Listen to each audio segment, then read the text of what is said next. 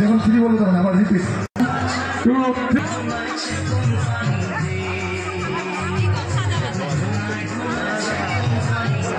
কতবার এই ফতেপুর কিন্তু দুঃখের বিষয় রাজবংশী সঙ্গের পরিচালনায় আমরা প্রতি বছর নেই এবছর শ্রী শ্রী গণেশ ঠাকুর পুজো, এবং আমরা প্রতিবার যেটা করে থাকি আমাদের রাজবংশী মিলন মেলা যেটা শোনাও। ও নাঙ্গলটি আমার পূর্বপুরুষের বাড়ি ছিল চীনের পাদদেশ, কালচার, সেই আমার কালচারটাকে টিকিয়ে রাখার জন্য পূর্বপুরুষের বাড়ি ছিল চীনের পাদদেশ।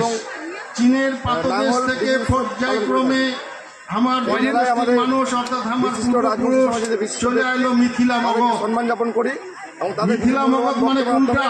রাজবংশী জাতিকে মিথিলা মগধ মানে হলো 5তম বর্ষ, মানে বর্তমান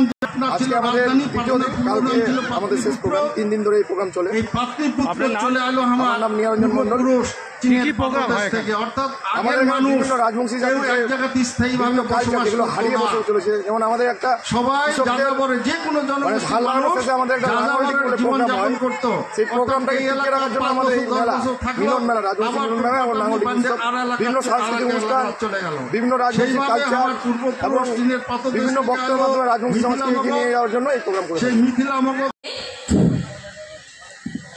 এই নাঙ্গলডিঘি উৎসবে উপস্থিত হয়ে একটাই কথা বলতে চাই, মোর শরীরত যতদিন এই শ্বাস প্রশ্বাস চলবি একটাই আওয়াজ আসবি, গাজলের পিছিয়ে পড়া সমস্ত রাজবংশী জাতির উন্নতি হোক।